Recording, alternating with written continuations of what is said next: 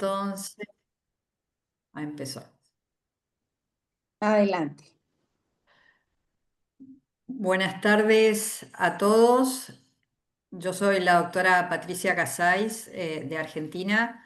Soy la secretaria científica del Grupo CLAT y es un verdadero placer y un honor invitarlos a darles la bienvenida a este seminario conjunto entre el Grupo CLAT y el Grupo CAT de Argentina. Es un seminario multidisciplinario. Contamos con unos disertantes de lujo y nos acompaña también como en la coordinación la doctora Verónica Privitera, que es médica hematóloga del Hospital Italiano de Buenos Aires, miembro de la comisión directiva del Grupo CAT y miembro del Grupo de Trabajo de Hemostasia y Trombosis en Cardiología del Grupo CAT. Gracias, Verónica. Y bueno, y sin más, vamos a proceder a presentar a los disertantes. Bueno, buenas tardes a todos, gracias por estar presente. La primera disertación va a estar a cargo de la doctora Alejandra Martí. Ella es médica hematóloga, es jefa del servicio del Hospital del Cruce de la provincia de Buenos Aires, también es miembro de la comisión directiva del Grupo CAT y es coordinadora del grupo de trabajo también del Grupo CAT. Nos va a hablar en esta ocasión de prevención de embolias en fibrilación auricular sin anticoagulación. Alejandra.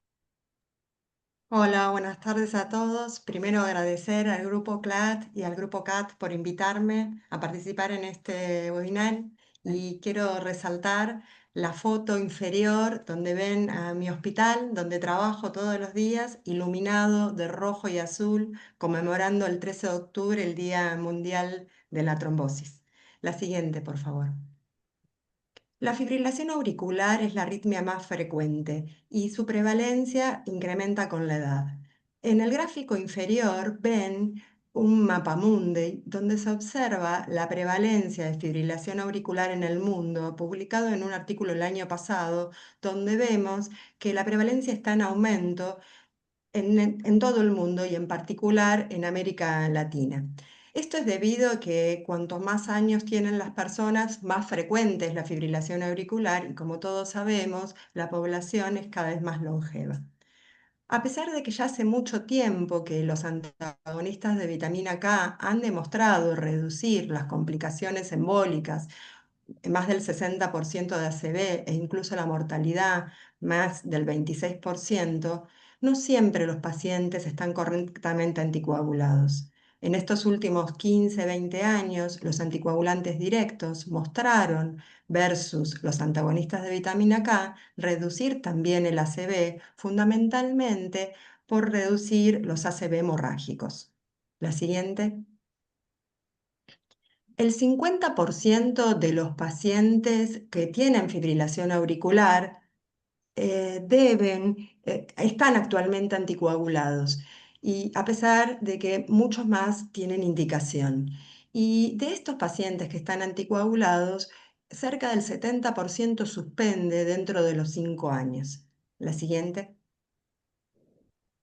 En esta diapositiva muestro cómo en América Latina la mayoría de los países tienen una frecuencia de población por encima de los 65 años cercana al 10% o más, y la esperanza de vida promedio en la región es mayor a 75 años, llegando hasta más de 80 años en países como Chile.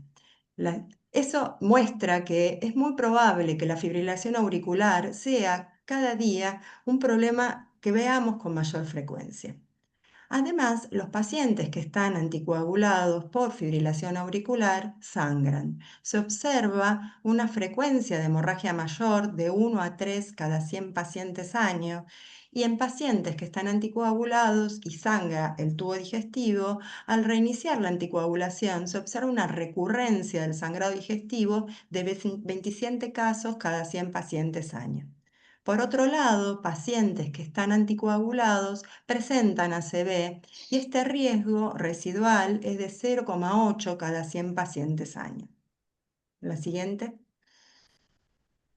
Ahora, ¿por qué es un tema a tener en consideración la orejuela izquierda y la trombosis y la fibrilación no valvular. Porque más del 90%, la siguiente, de los trombos se forman en la orejuela, probablemente por este cierto éxtasis que se encuentra a ese nivel, la forma de la orejuela y las trabéculas. La siguiente.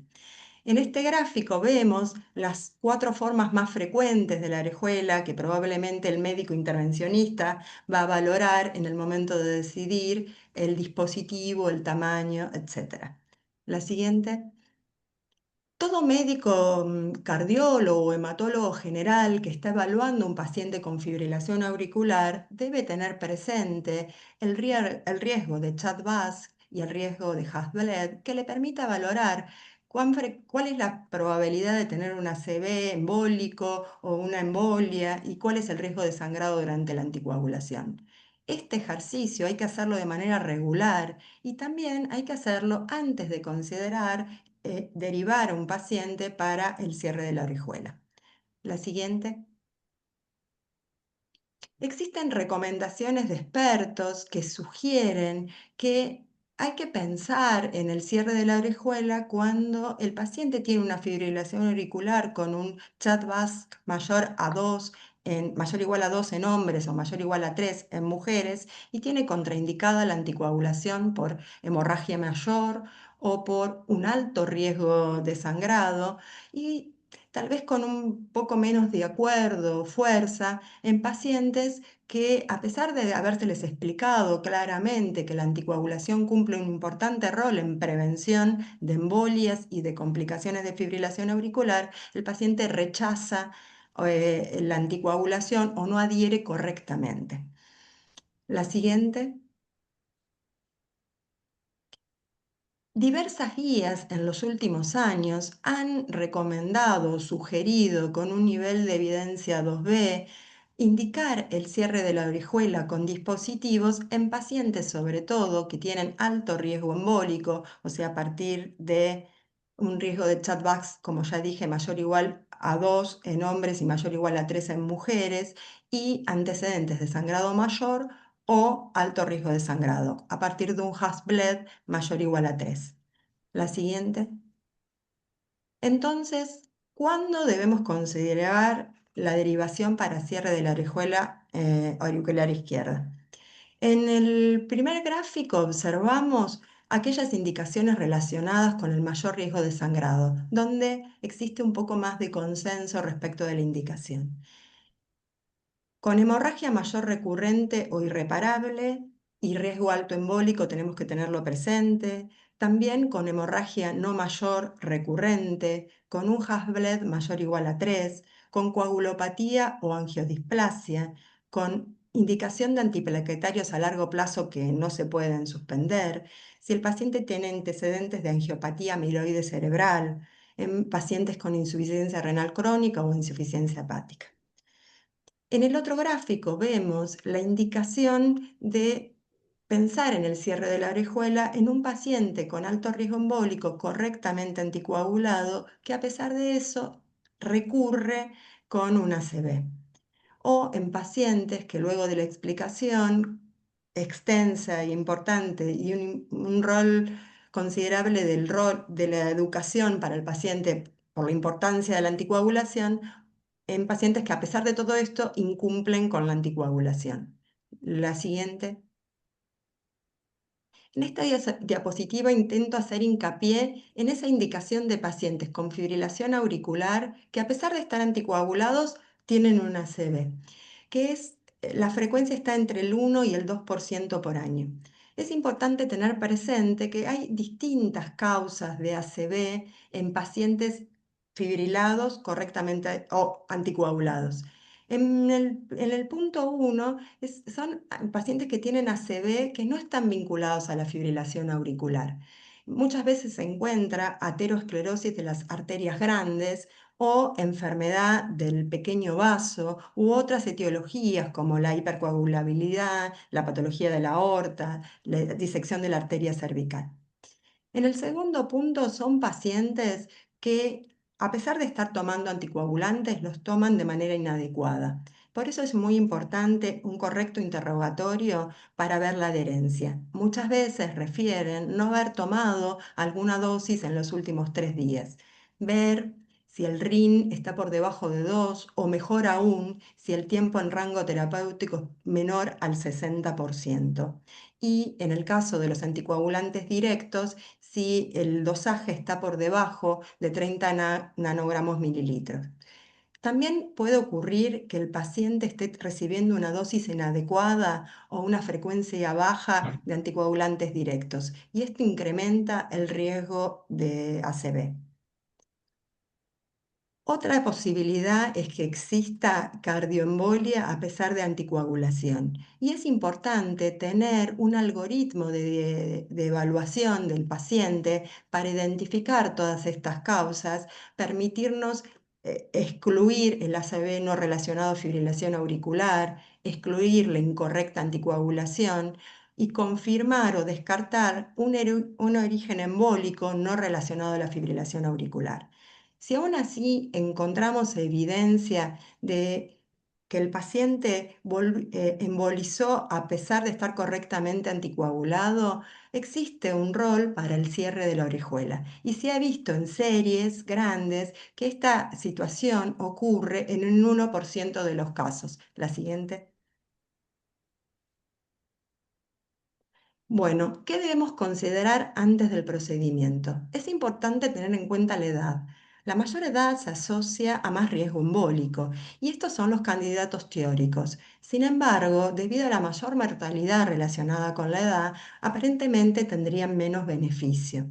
El sexo es importante. Ser mujer incrementa el riesgo de trombosis y se ha visto en diversas series que generalmente están menos anticoaguladas que los hombres. Sin embargo, si uno evalúa el cierre de la orejuela con los dispositivos, los resultados son los mismos en términos de efectividad, aunque son más frecuentes las complicaciones por la anatomía de la mujer.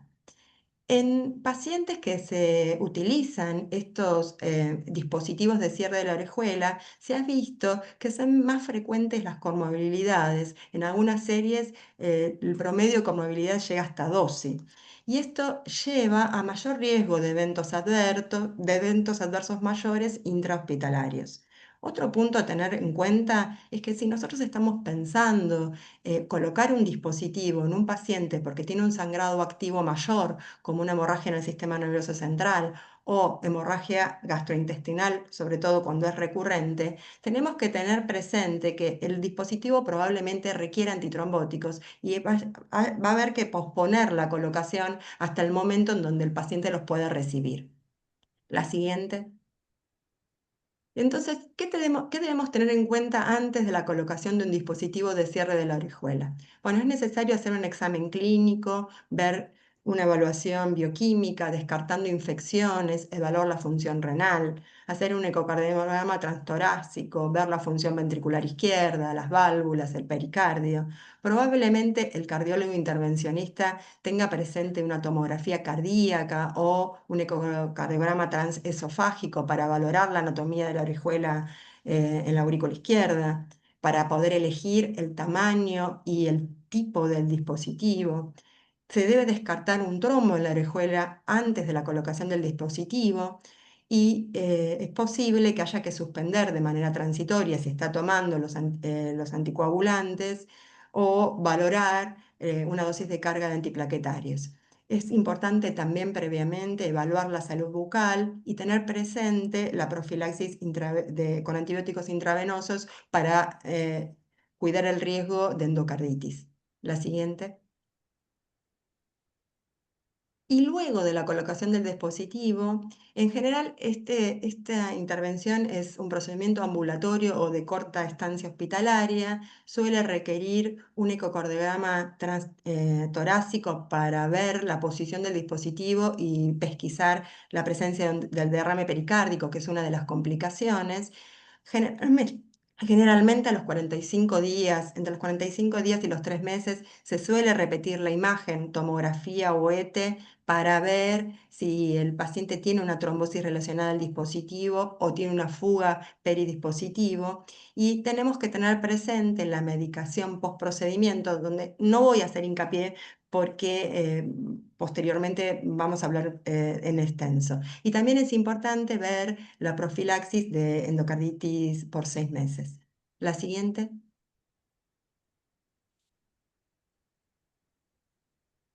Bueno, en esta diapositiva recuerdo brevemente, y no lo voy a mencionar, los esquemas de profilaxis que se han utilizado en los ensayos de los dispositivos. La siguiente. Sin embargo, en estudios de la vida real se observa que en la mayoría de los casos no se usaron los antitrombóticos sugeridos, sino que por el contrario, la mayoría se iban de alta con antagonistas de vitamina K o anticoagulantes directos sin aspirina, y sin embargo había menos eventos adversos reportados y los anticoagulantes directos tenían menor tasa de trombosis y de sangrado mayor, e incluso en pacientes de alto riesgo de sangrado, siguiendo consensos de expertos, se han utilizado hasta entre 2 y 4 semanas de antiplaquetarios sin tener grandes complicaciones. De igual manera, dosis bajas de directos como apixaban, 2,5 miligramos cada 12 horas, reducen el sangrado y también la trombosis. La siguiente. Bueno, como en la mayoría de los casos probablemente nosotros derivemos al paciente para cerrar la orejuela cuando tiene alto riesgo de sangrado o ha tenido un sangrado mayor, tenemos que tener como objetivo suspenderle la anticoagulación y los antiplaquetarios en algún momento.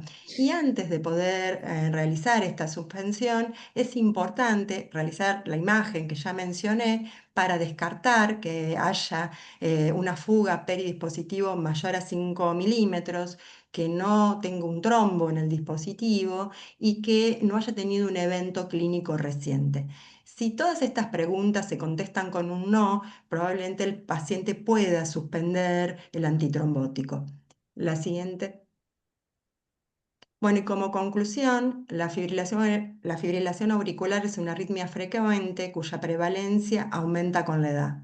La anticoagulación cumple un rol crucial en la prevención de complicaciones tromboembólicas. Las complicaciones hemorrágicas o su mayor riesgo no siempre permiten la anticoagulación de estos pacientes, y el cierre de la orejuela es una opción para reducir el riesgo tromboembólico en pacientes que pueden recibir breves periodos de antitrombóticos. Bueno, muchas gracias. Gracias, Alejandra. Ahora, antes de presentar al doctor Pablo Lamelas, les quiero recordar que las preguntas se hacen por el chat. Por favor, pregunten por el chat. Vamos a responder todas juntas después de las tres exposiciones. Entonces, ahora es un placer darle lugar al doctor Pablo Lamelas, que es cardiólogo intervencionista de la Fundación Favaloro y asistente de investigación en la Universidad McMaster en Canadá. Pablo. Bueno, hola a todos, ¿cómo están? Perdón que estoy en la oscuridad, pero me toca darlo de un hotel. Estamos en el simposio Favaloro que se realiza hoy y mañana. De paso, invitarlos los que quieran, me mandan WhatsApp a través de Andrea o por el chat. Les puedo mandar invitaciones por becas. La verdad estuvo muy interesante el día de hoy, pero obviamente es cardiovascular el contexto. Agradecer la invitación y a discutir este tema que cada vez está tomando más relevancia.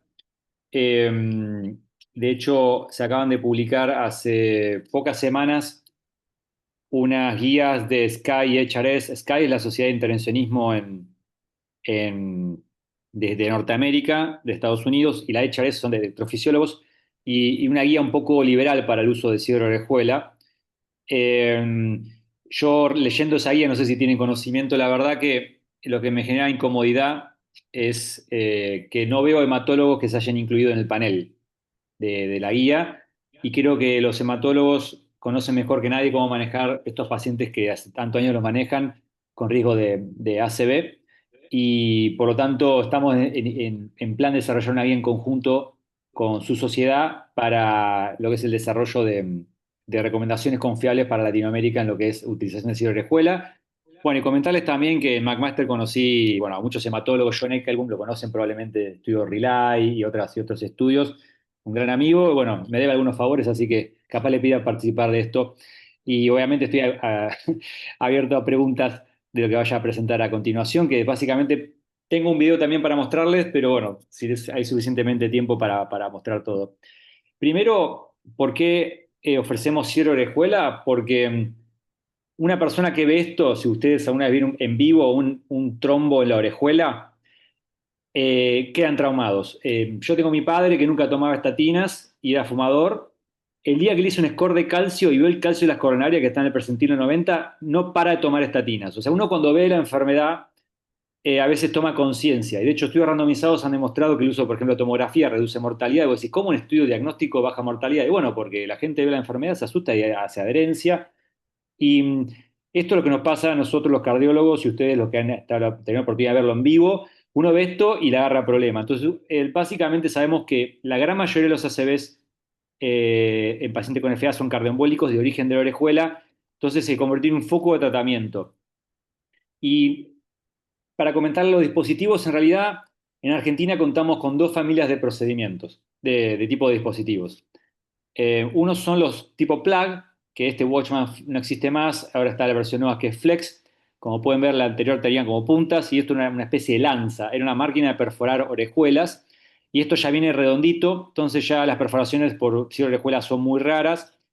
Y estos son, imagínense la orejuela, vamos a ver una imagen posterior, se ocupan en el origen del cuello de la orejuela y evitan que haya flujo hacia adentro. Y luego tenemos los tipo lóbulo y disco, que son los que están acá a la derecha o en el medio, que también se ponen de forma percutánea. Y la idea es que un disco quede dentro de la orejuela y el otro tape el ostium de la misma. Y eso reduzca el flujo hacia la misma. Y a la derecha ven los cierres quirúrgicos, que obviamente no tengo experiencia, pero que existen. Y de hecho, en McMaster se coordinó el estudio de Laos 3 que demostró que el cierre orejuela quirúrgico en pacientes con fibrilación auricular y cirugía cardíaca reduce stroke por encima del anticoagulante, o sea, son combinados, no es uno u otro, sino que son sinérgicos. Acá ven cómo se ocupa una orejuela común y corriente con un plug en el origen, de este caso es un lóbulo único, y luego cómo funciona el lóbulo y disco. A la derecha el lóbulo se mete dentro de la orejuela y el disco queda por fuera y esto sella el ingreso de sangre a la orejuela. Un término importante a mencionar es que a veces cuando hacemos el seguimiento de estos pacientes puede haber sangre que pase a través del disco, bien, hacia la orejuela, pero nunca va a salir de la orejuela un gran trombo porque está sellada. Es como tener un colador. Entonces, quizá no se endotelizó del todo, pero el riesgo que un trombo importante migre de la orejuela a la aurícula es muy bajo. Y voy a comentar un poco sobre cómo hacemos este procedimiento habitualmente. Lo ideal es tener imágenes pre-procedimiento. No siempre lo logramos tener y de hecho hemos tenido complicaciones por no tenerla. De hecho, la última trombosis de dispositivo que estos días que estuve revisando tuvo que ver con probablemente una mala selección del tipo de dispositivo porque no teníamos imagen previa porque la obra social no lo autorizaba. Pero la verdad que a medida que vamos empezando a hacer más procedimientos de este tipo deberíamos realizar más imagen preoperatoria. Típicamente o idealmente una tomografía con contraste. Cuando hacemos transesofágico lo que vemos intentamos ver en múltiples vistas, 0 grados, 45, 90 y 135, ver la orejuela, qué forma tiene.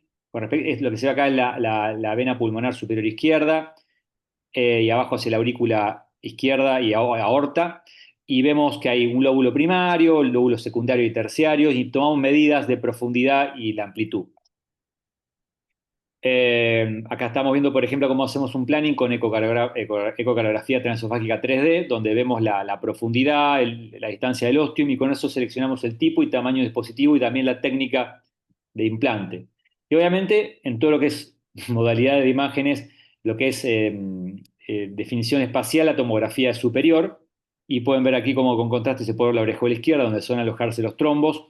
La idea es tomar estas mediciones a nivel, esto es la circunfleja, de hecho tiene un stent, por eso se ve tan blanca, y el fondo de la orejuela en este caso está libre de trombos. Y voy a presentarles un caso clínico, esta es una mujer de 82 años, con hipertensión, es tabaquista, y se hizo una TAVI en el pasado, y tuvo un aneurisma cerebral tratado con COES en 2022, FA crónica, tuvo una CB intraoac a pesar de buena adherencia. Esto obviamente siempre es a demostrar, pero es lo que tenemos recabado en la historia clínica. Y estaba tomando activamente rivaroxaban. Se le ofreció el cero orejuela. En la tomografía se veía esto, que podía ser trombo o estasis. La verdad que no queda claro, porque muchas veces la orejuela tiene velocidades bajas y tarda en lavar el contraste de la orejuela. Y estas son las mediciones que tomamos de la tomografía previa. Esto es mucho más preciso que un transesofágico, la navegación 3D. Elegimos el tipo de dispositivo, en este caso un dispositivo grande de 35. Y cuando vamos a hacer el caso, observamos que había mucho smoke acá en la orejuela. Y de hecho tenía un trombo en el fondo. Acá lo voy a repetir de vuelta. Pero esto que se ve acá en el fondo es un trombo. Por lo tanto, suspendimos el procedimiento, la llevamos a Andrea para que la anticoagule de forma más agresiva durante un par de semanas y luego reintentamos el procedimiento, en este caso eh, en este caso, luego de un periodo de anticoagulación razonable. Lo que primero hacemos es una punción transeptal, porque punzamos una vena femoral, vamos hasta el septo intraauricular, a la fosa oval y cruzamos de un lado a otro, como se puede ver acá en la imagen. Colocamos un filtro de protección cerebral, porque como tenía trombo previo, por la duda lo colocamos, que estos son filtros que ponemos por vía radial, un filtro para el brachiocefálico derecho, o sea que protege carótida derecha y vertebral, y a la izquierda la carótida izquierda, no protege la vertebral izquierda. Cruzamos hacia el lado izquierdo con una cuerda especial. Al lado izquierdo me refiero de la aurícula derecha a la aurícula izquierda, y acá estamos aproximando el dispositivo. Esto por transesofágico, como está la vaina en la aurícula izquierda. Esta aurícula izquierda, lo que se ve abajo del ventrículo izquierdo. Nos aproximamos a la orejuela, abrimos esto que es la bola del dispositivo. Luego lo abrimos, ven que ahora tiene un tamaño más grande. Lo estamos traccionando hacia atrás para ver que no se despegue. Y una vez que estamos contentos con el transesofágico, significa que acá pueden ver el dispositivo que ocupó el espacio de la orejuela izquierda. Ponemos color para ver que no haya fuga de sangre alrededor, que será un leak, que eso podría no proteger al paciente de futuros ACVs en caso de que sea muy pronunciado. Hacemos inyecciones para ver que el sellado sea apto. Lo que pueden ver acá es que entra contraste a la orejuela o al dispositivo por atrás de la tela, porque la tela no es impermeable, es una tela que permite pasar sangre o contraste, pero no permite pasar trombos. Y una vez que estamos contentos en posición, lo liberamos al dispositivo. Ya se separa y ya queda a la buena de Dios en la aurícula izquierda, y la idea es que una vez colocado excluya el flujo. Esta es una inyección final para ver que el flujo sea a través de la tela y no por los costados. Y acá está la ecografía 3D, como se ve una especie de campanita, ocluyendo el flujo hacia la orejuela izquierda en el eco 3D. Ahí se ve. ¿Y cómo hacemos el seguimiento de estos pacientes? Hacemos tomografías y observamos que hay trombosis dispositivo interna, bien con adecuada endotelización del mismo. Esto para asegurar a los 3 meses del procedimiento que el paciente no tenga o que tenga un dispositivo bien colocado y funcionando, y poder suspender los anticoagulantes y antiagregantes de forma más segura. Hasta ahí llegó mi presentación, y si hay tiempo después puedo presentar un caso que grabamos. Pero bueno, ya va media hora, me gustaría que Andrea presente y tengamos tiempo suficiente para todos. Bueno, muchísimas gracias. Eh, Pablo, les recuerdo que pueden ir haciendo preguntas por el chat. Después, al finalizar, vamos a leer las preguntas y abrir la discusión con los tres disertantes. Em, la próxima charla está a cargo de la doctora Andrea Rossi. La doctora Rossi es médica hematóloga, es jefa del servicio de hematología de la Fundación Favaloro de Buenos Aires, de la ciudad de Buenos Aires, y es expresidenta del grupo CAT.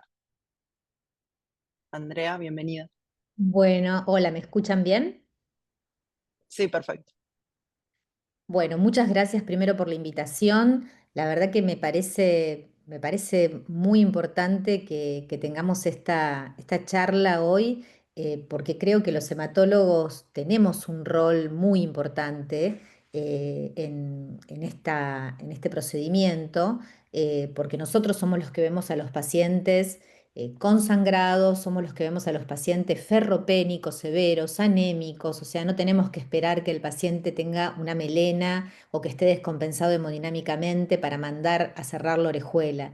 Estamos cansados de ver pacientes ferropénicos, pacientes que les damos hierro todo el tiempo, pacientes que tienen angiodisplasias colónicas, patología que sabemos que es absolutamente irreversible y sin embargo uno muchas veces sostiene el tratamiento anticoagulante porque cree que es lo mejor para el paciente, fundamentalmente, y no se da cuenta que la calidad de vida de ese paciente está muy deteriorada por la ferropenia y la anemia. Y la ferropenia da tantos síntomas como la anemia, así que a veces, aunque no estén anémicos, si están ferropénicos, igual tienen una pésima calidad de vida. Así que me parece que tenemos que reevaluar esto y de alguna manera entender que somos los protagonistas de esto, porque si nosotros no mandamos los pacientes a hemodinamia para que sean evaluados, probablemente muchos pacientes lleguen tarde y muchos se queden en el camino. Em, Se estima que solamente en Estados Unidos existen 250.000 nuevos pacientes por año que reciben un tratamiento anticoagulante. El sangrado es la complicación más preocupante y el efecto secundario principal de la terapia anticoagulante, aún con los anticoagulantes directos. La hemorragia es el motivo de consulta más frecuente de los servicios de emergencia y la primera causa de abandono del tratamiento anticoagulante. Y la fibrilación auricular es la causa más frecuente de necesidad de recibir un anticoagulante oral. Es sin duda para los que hacemos hemostasis y trombosis la consulta más frecuente por la cual anticoagulamos a nuestros pacientes. Esto ya lo sabemos, lo dijo también la doctora Martín, ¿no es cierto? La FA aumenta 5 veces el riesgo de ACV. La prevención del ACV isquémico es una de las consideraciones más importantes para el manejo de los pacientes con fibrilación auricular. Y por lo tanto la anticoagulación representa la primera línea de tratamiento, pero como justamente el sangrado es una limitación, eh, muchas veces se está contraindicado directamente por muchas de las cosas que ya nombró la doctora, ¿no es cierto? Por lo tanto, a partir del advenimiento del cierre percutáneo de la orejuela, que tiene muchos años, pero que creo que últimamente estamos como más conscientes de todo lo que implica también por los estudios y por los trabajos que han demostrado efectividad, digamos, y se ha comparado, digamos, con los anticoagulantes orales y demuestra ser efectiva, y creo que eso también nos anima a poder mandar a los pacientes a realizar el procedimiento. Eh, claro, una de las cosas que más nos preocupan, y ya de algo de esto estuvimos hablando en la primera charla, es qué hacer después de que se cierra la orejuela, ¿no es cierto? Porque evidentemente no queremos ni que se trombose el dispositivo, principalmente eso, ¿no es cierto? O que si existe un leak periprocedimiento, peridispositivo, el paciente a partir, digamos, de este leak no embolice.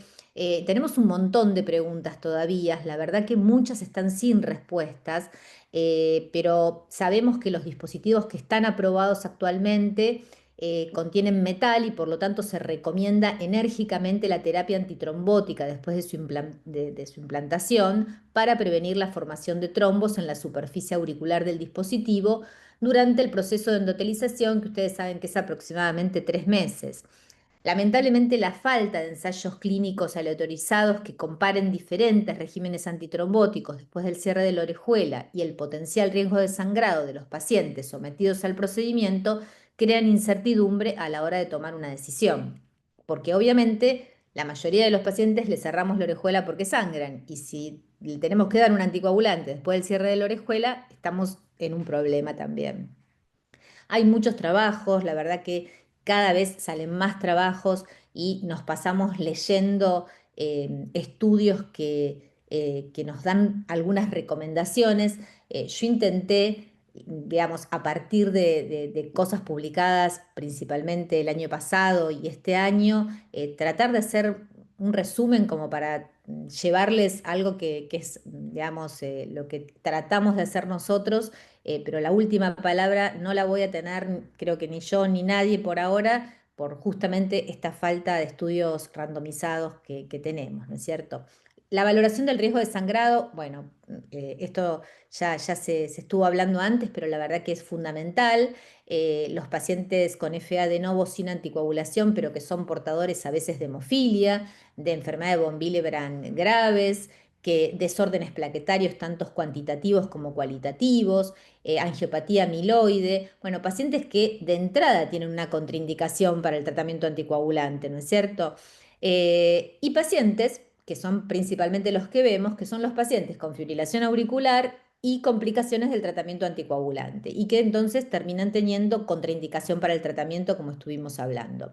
Acordémonos que la mayoría de nuestros pacientes, o muchos por lo menos, están con anticoagulantes orales directos y que hay que evaluar la puntuación de sangrado de DOAC, que el HAT-BLED sigue siendo válido, pero por supuesto para los pacientes que toman antivitamina K, les recomiendo que vean esta puntuación porque tiene otras valoraciones. Primero, que hace bastante más hincapié y más detallado la edad, habla del filtrado glomerular, también del uso de antiplaquetarios como la aspirina, el uso de antiinflamatorios no esteroideos, en fin, considera otras variables. El HAT-BLED, por supuesto, hablaba del RIN variable, ¿no es cierto? Y sin embargo, en este caso, uno no necesita el RIN porque justamente no se evalúan así los anticoagulantes directos. Así que me parece importante tener en cuenta el score de los DOACs. Bueno, digamos que una de las cosas importantes es tratar de ver dónde de esta curva o de estas flechas, digamos, está nuestro paciente.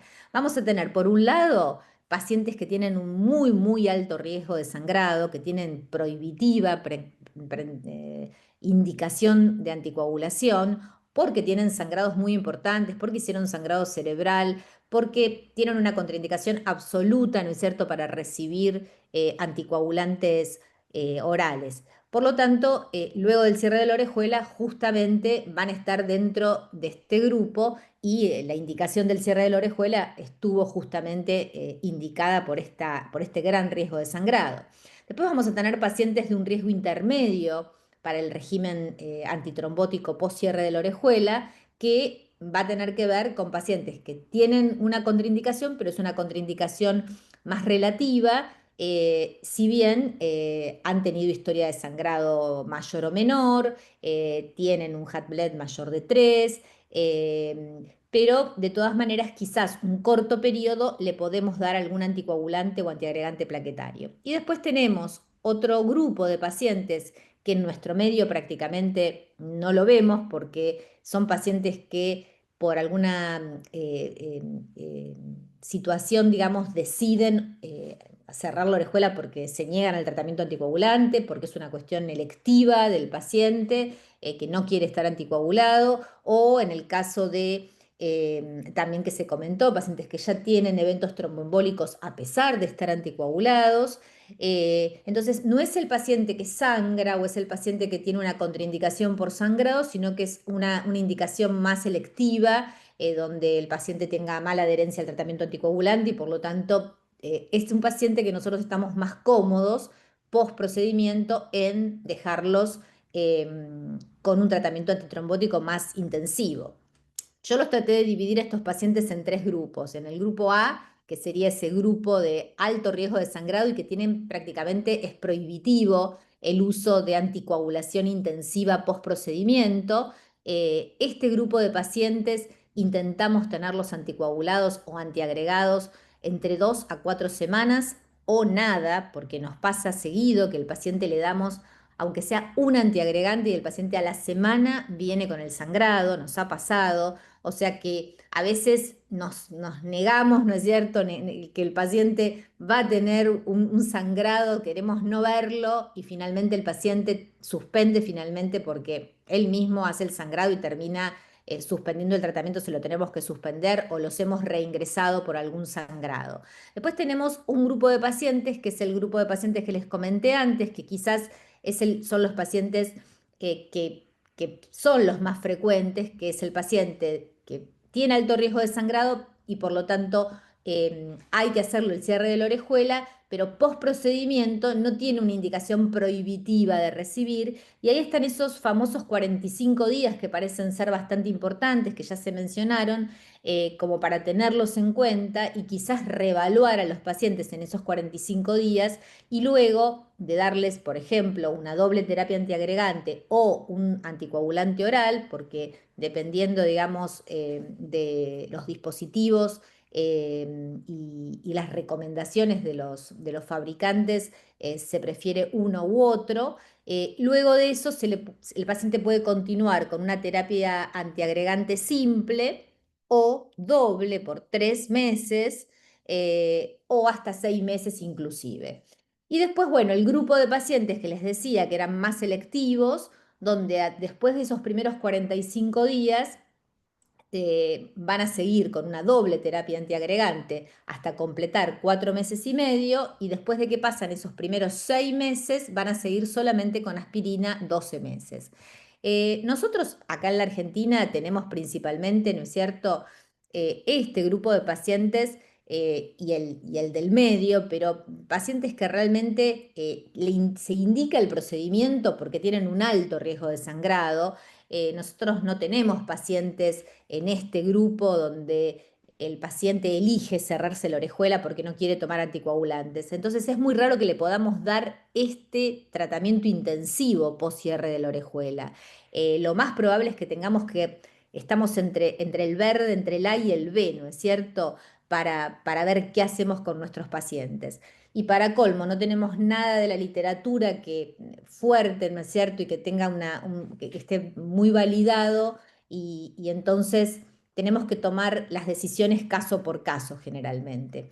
En este JAC que se publicó también el año pasado, volvían a hacer hincapié en estos 45 días, decían que a los 45 días o por un ETE o por una tomografía computada se evaluaba a los pacientes, si el paciente estaba ok, se, digamos, uno podía continuar, digamos, solo con un antiagregante, pero si el paciente había un cierre fallido o había smoke, digamos, en la zona del dispositivo, se tenía que continuar o con doble antiagregación o incluso con tratamiento anticoagulante más intensivo, lo cual nos plantea un problema, digamos, principalmente por dos cosas. Uno, porque a los 45 días es a veces muy difícil hacerle un estudio, por lo menos en nuestro medio, a los pacientes. Todo requiere autorización, todo requiere una serie de cosas que no es lo mismo nuestra realidad, ¿no es cierto?, que lo que pasa en otros lados donde escriben los trabajos. Entonces, finalmente, esos 45 días siempre son un poco más. Y por otro lado también es un problema porque justamente por lo que les decía antes, porque nuestros pacientes son los de más alto riesgo y terminan sangrando si los dejamos anticoagulados mucho tiempo.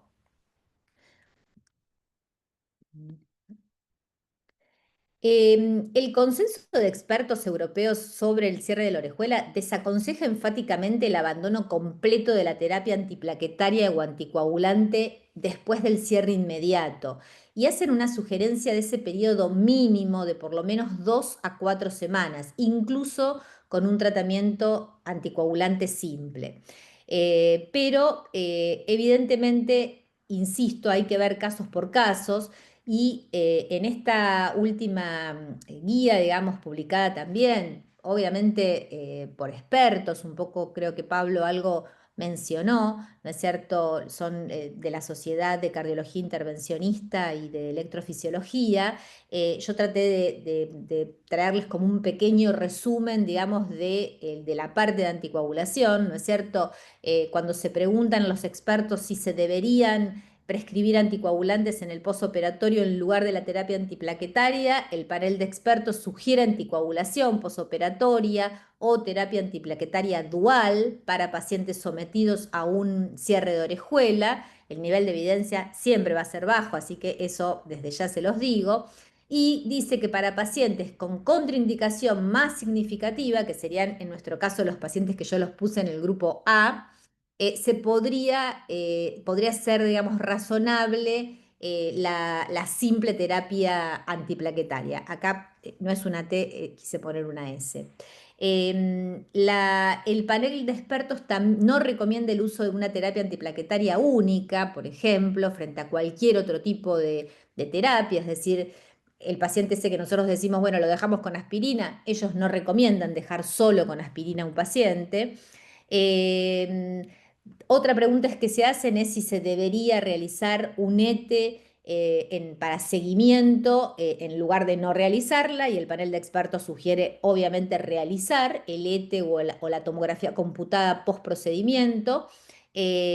Además, en los adultos con fibrilación auricular no valvular que presentan un leak periprocedimiento, independientemente del tamaño, se preguntan si debe prescribirse ACO en lugar de no hacerlo, y el panel no recomienda el uso de anticoagulación luego de evaluar el leak, para lo cual un poco, de nuevo, venimos para atrás, porque hace un año atrás los expertos también nos decían que no, que si a los 45 días había un leak o había smoke, siguiéramos anticoagulando o antiagregando a estos pacientes. Por eso les digo que las recomendaciones son confusas y cuesta mucho llegar a una definición. Y con respecto a la trombosis del dispositivo, los expertos se preguntan si debería prescribir anticoagulación indefinida. Bueno, dice que para los adultos con trombosis del dispositivo, el panel sugiere anticoagulación, pero la duración del tratamiento ni el momento de repetir las imágenes está claro, y no dan ninguna recomendación con respecto a cuánto tiempo los pacientes tienen que estar anticoagulados después de una trombosis del dispositivo. Este es el registro japonés, ¿no es cierto?, que también está recientemente publicado, donde 1.397 pacientes se sometieron a cirugía de cierre de la orejuela. Presentaron leak el 6% de los pacientes, pero solamente un 1% tuvo un leak de 3 a 5 milímetros, y el 5% de los pacientes tuvo un leak menor a 3 milímetros. No obstante esto, en los análisis multivariables mostraron que el leak se asoció significativamente a un mayor riesgo de accidente isquémico, incluso con los leaks menores a 3 milímetros. Todos los pacientes que tuvieron leak además tenían un chat-BASC más alto, ¿no? Esto es un gráfico que, si bien está mostrando no el análisis multivariable, sino que está mostrando un poco la población en crudo. De todas maneras, como no había tantas diferencias, se lo traigo, pero las conclusiones son que el leak se asoció con mayor riesgo de accidente isquémico, incluso los menores a 3 milímetros, y por lo tanto sería necesario intentar eliminarlo en lo posible. Ya le preguntaremos a Pablo cómo hacemos eso. Mi pregunta acá era, porque el artículo no se metía ni con la anticoagulación ni con qué hacer, ¿qué hacemos con estos pacientes? ¿No es cierto? Si el paciente vemos que tienen más eventos tromboembólicos a partir de los LIC, ¿los anticoagulamos? ¿Le ponemos doble terapia antiagregante? Bueno, y para seguir con la confusión, este artículo, que todavía está por publicarse, es un artículo que publicado, digamos, por es un multicéntrico, digamos, donde se evalúan son muchos trabajos, porque es un metaanálisis que evalúa más de 17 trabajos, o 17 estudios con más de 2.000 pacientes, donde ellos lo que evaluaron, digamos, es un grupo de Estados Unidos y de Canadá, y me parece que también participó Gran Bretaña en cuanto a la selección de los estudios. La permeabilidad residual después del cierre de la orejuela, detectada por tomografía computada, se asoció a mayor riesgo de tromboembolismo y también a mayor riesgo de mortalidad. Y si bien el leak mostró una tendencia a tener más tromboembolismo, no hubo una diferencia significativa en cuanto a los pacientes que no lo tenían. Así que lamentablemente todavía, insisto, aún lo que recientemente se publica nos sigue un poco dejando dudas y confundiendo, y bueno, y pensando qué tenemos que hacer post cierre. Yo voy a tratar igual de hacer les prometo que en la última diapositiva les hago un resumen de qué es lo que uno podría hacer.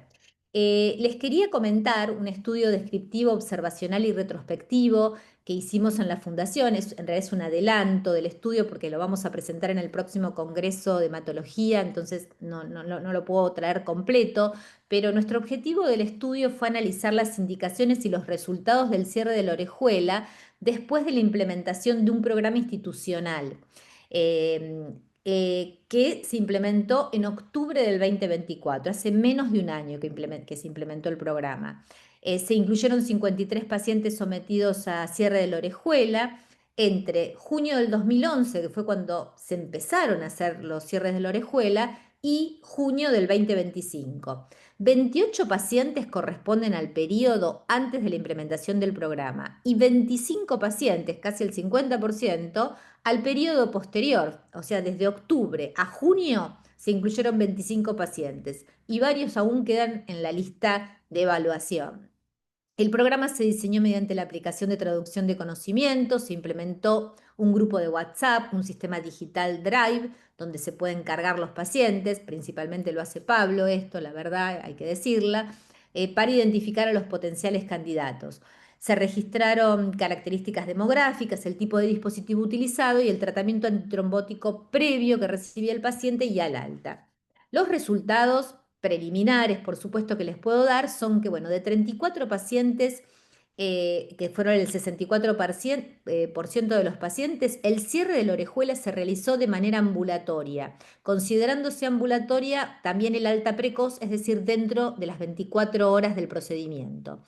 El 37% de los pacientes se encontraban con anticoagulación oral, 28, que es un 25% de los pacientes con antiagregación doble, o simple, y 5 pacientes venían sin tratamiento antitrombótico. Las principales causas de indicación del cierre fueron 64% por sangrados, mayor o a repetición, 25% por anemia ferropénica crónica sintomática, y 9% por mala adherencia al tratamiento anticoagulante. Posterior al procedimiento, 34% de los pacientes recibieron anticoagulación oral, 28% de los pacientes recibieron doble antiagregación plaquetaria y 28% recibió simple antiagregación, y solo 5 pacientes quedaron sin tratamiento antitrombótico. La indicación del procedimiento se originó principalmente de cardiología intervencionista, que fue el 60%, cardiología clínica el 23% y hematología en un 16%. En el seguimiento a los 30 días no se registraron muertes. El aumento exponencial en el número de pacientes a partir de la implementación del programa se tradujo en un incremento aproximadamente del 400% de las indicaciones basadas en evidencias y guías clínicas. A esto me refería yo cuando empecé la charla diciendo que lo importante, digamos, era que tomáramos conciencia. Yo creo que este 16% tiene que invertirse en algún punto porque nosotros, los hematólogos, somos los que recibimos a estos pacientes consangrados. Por eso creo que tenemos que ser como muy conscientes de que esto existe y que tenemos buenos resultados. Bueno, tratando de resumir, se llama la última diapositiva, cualquier régimen antitrombótico es mejor que nada. Según el dispositivo, existen diferencias sutiles en la conducta a seguir. Ambos fabricantes prefieren la doble terapia antiagregante de duración variable. En el grupo A, que yo les contaba que era el prohibitivo, probablemente no hagamos nada, no les podamos dar nada, o quizás le demos solamente aspirina por 15 días o doble antiagregación por 15 días, pero es muy probable que ese grupo de pacientes pueda ni siquiera recibir 15 días nada.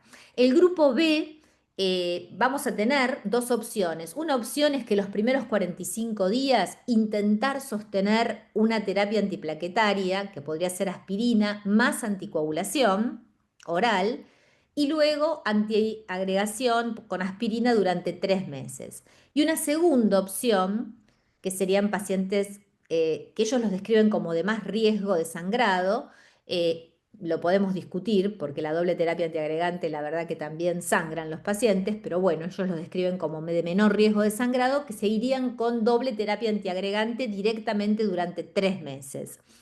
Y el grupo C, que era el que decíamos que era el de bajo riesgo de sangrado y que las indicaciones del cierre eran otras, esos pacientes se iban anticoagulados, más terapia antiagregante 45 días, doble terapia antiagregante hasta cumplir 6 meses y luego aspirina hasta los 12 meses. La anticoagulación en todos los dispositivos intracardíacos, marcapasos, válvulas, etcétera, cuando hay una trombosis de los dispositivos, la mayor evidencia, acuérdense que es con ABK. Y cuando hablamos de un DOAC, que muchas veces le damos a estos pacientes luego del procedimiento, preferimos apixaban. Las dosis son 2,5 cada 12, como ya se mencionó, pero también se describen dosis de 5 cada 12, que es la dosis anticoagulante. Se prefiere apixaban simplemente porque hay estudios hechos con apixaban, digamos, es la mayoría, y con rivaroxaban también anda uno dando vuelta, pero por eso preferimos apixaban porque tiene un muy buen, digamos, perfil de seguridad y eficacia. Bueno, esto era lo que tenía para decirles, les agradezco.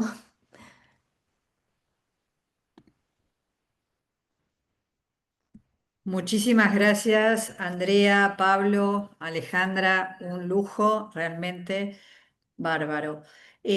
Pablo, ¿cuánto dura tu videíto? No, no, yo diría que pasemos ya ¿Lo a las dejamos? preguntas. Bueno, Sí, porque si no bueno, se va a demorar mucho. muy bien, sí, porque tenemos, hay varias preguntas y yo empiezo con la primera. Pregunta al doctor Raña, ¿cuál es el mejor momento para el control por imágenes, ya sea la tomografía o el transesofágica, después del cierre? Eh, Esa la puedo tomar yo y es así. Los estudios se realizaron entre 4 y 6 semanas e incluso hasta 6 meses. Fueron 3 meses, quise decir. La verdad que lo que yo aprendí de gente más experimentada, el centro de mayor volumen de Norteamérica, Europa, y que están abandonando las 4 y 6 semanas y están haciendo los 3 meses, porque hay muchos leaks periprotésicos que van sellando. Entonces uno toma conducta en un estudio que se realiza 4 semanas después y 12 semanas más tarde está resuelto. Entonces están haciendo estudios un poco más alejados para la toma de conducta de suspender el anticoagulante.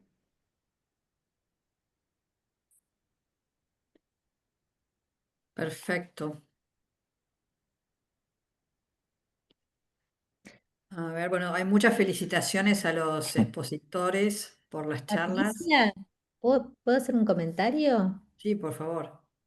Una cosa que a mí me parece importante y que creo que nos enseñó a nosotros esta implementación del programa en la fundación fue tener un circuito, ¿no es cierto?, donde uno ve al paciente y uno tiene dónde mandar al paciente para que sea recibido y ya que quede en una lista donde nos ocupamos de, estoy socializando en el nos ocupamos porque, insisto, se ocupa hemodinamia, pero los llama a los pacientes, los sigue, les pide los estudios, porque al hematólogo, y nos debe estar pasando a todos estos, que uno dice, claro, es muy fácil decirle, bueno, vaya y hágase un cierre de la orejuela, pero yo tengo que llamar al paciente que sigue, tengo un montón de pacientes esperándome detrás del consultorio, y es más fácil a veces decirle que siga anticoagulado que mandarlo al hemodinamista, ¿no es cierto?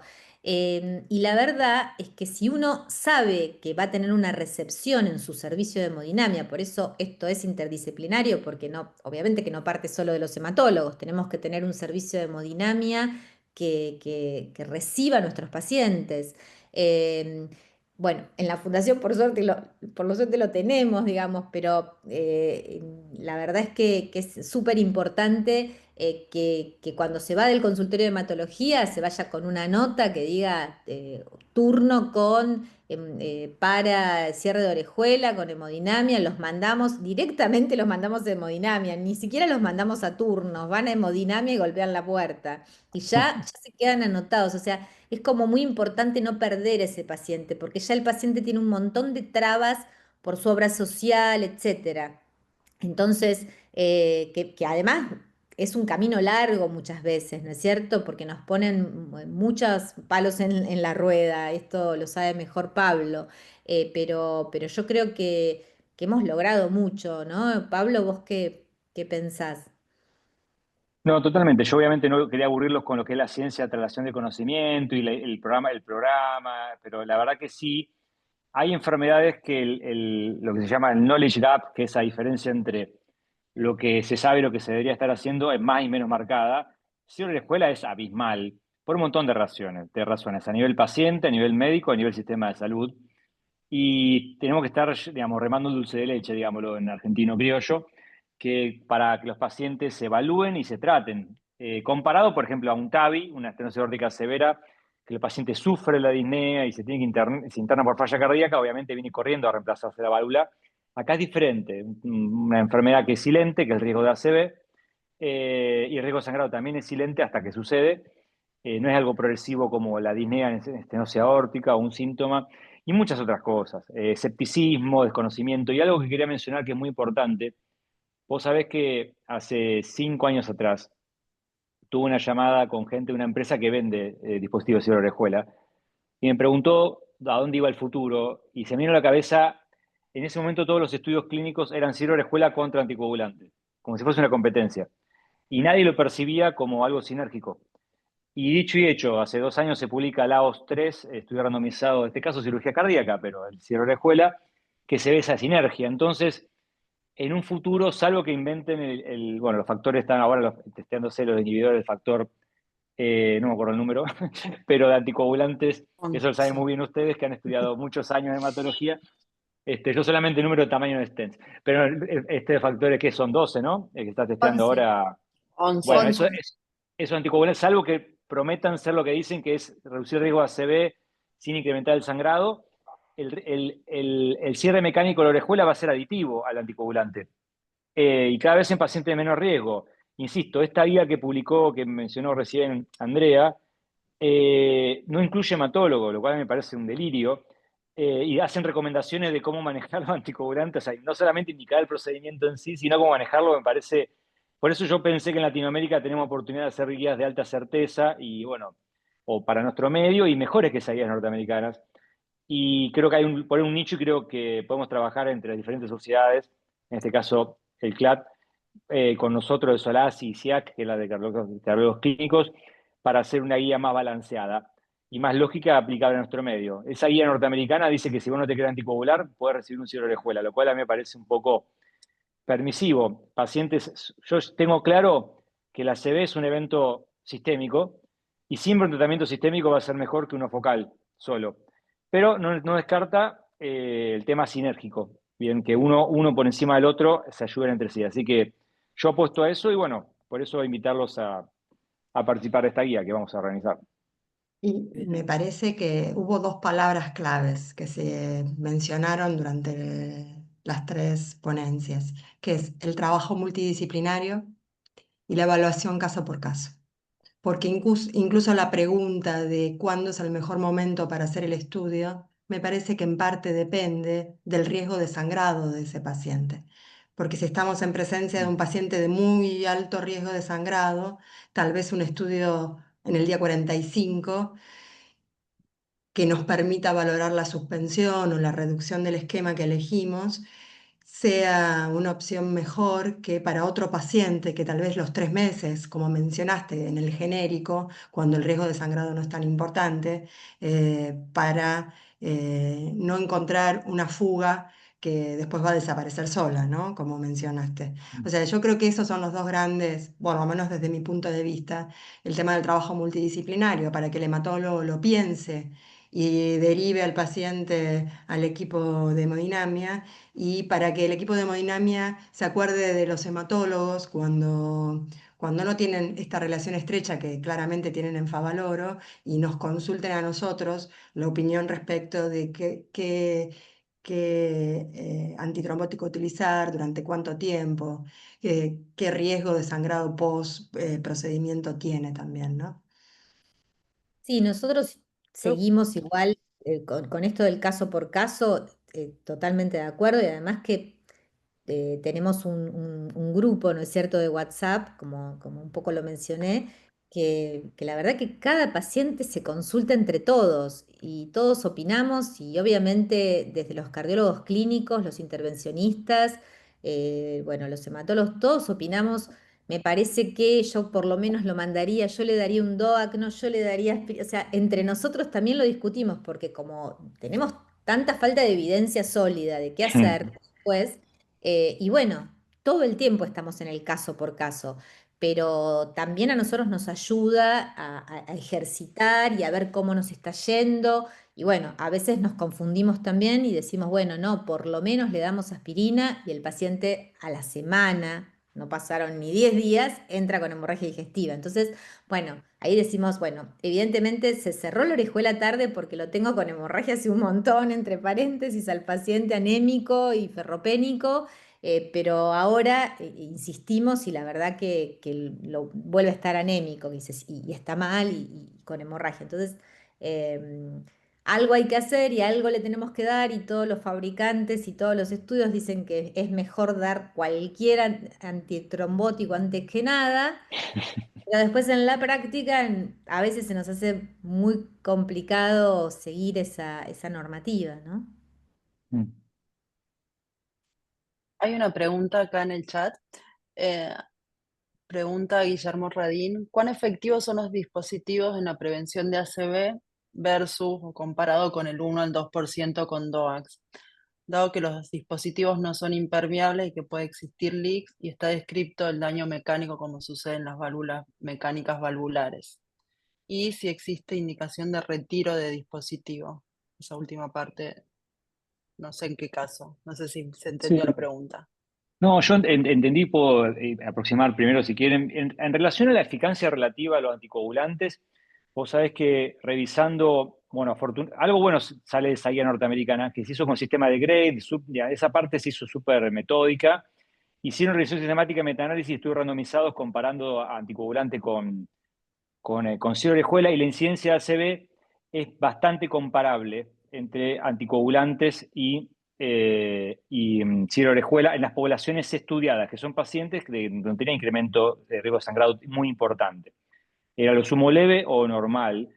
Eh, pero bueno, obviamente la certeza de la evidencia no es tan alta, probablemente por un tema de imprecisión, porque una pequeña diferencia en stroke es importante para el paciente, y eso quizás estos estudios no determinen determinarlo. Por eso yo no creo que sea uno del otro, sino que es un tema, esto estaría en nuestro medio principalmente reservado para pacientes que el anticoagulante es un problema, que el tema del sangrado o repetir un sangrado, tener un nuevo sangrado.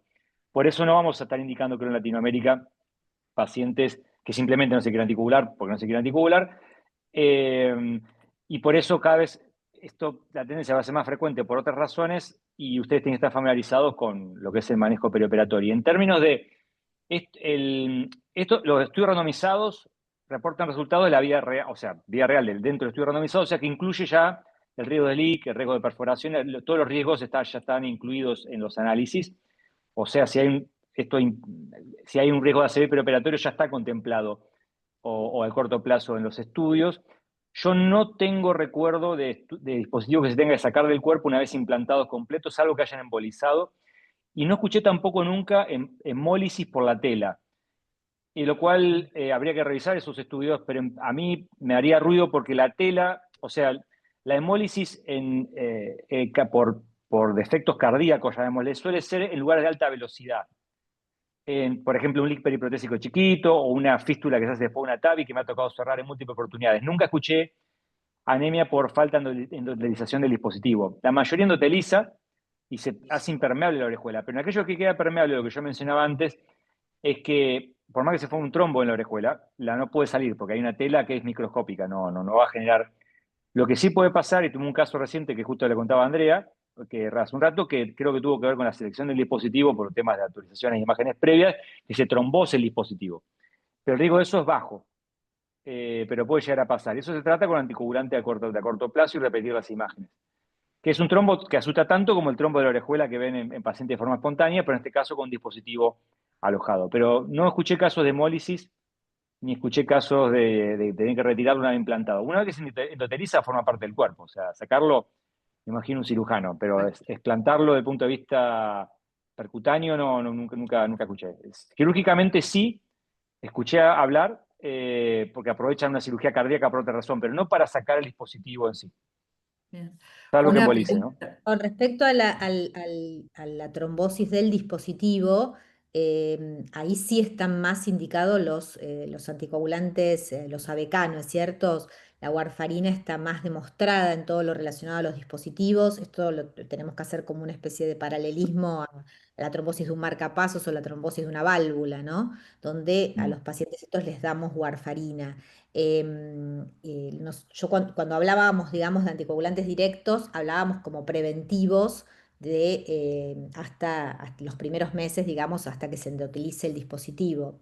Em, y otra cosa que no lo mencioné, pero bueno, lo hacemos nosotros también, es que si el paciente venía tomando un anticoagulante oral, eh, por ejemplo, una ABK, y venía medianamente en rango y uno conoce su dosis, y lo vamos a mandar de alta con un anticoagulante porque decidimos mandarlo de alta anticoagulado los primeros meses, le damos el mismo anticoagulante que el paciente viene recibiendo, ¿no es cierto? No, tratamos de mantenerle el anticoagulante con el que el paciente venía. Perfecto.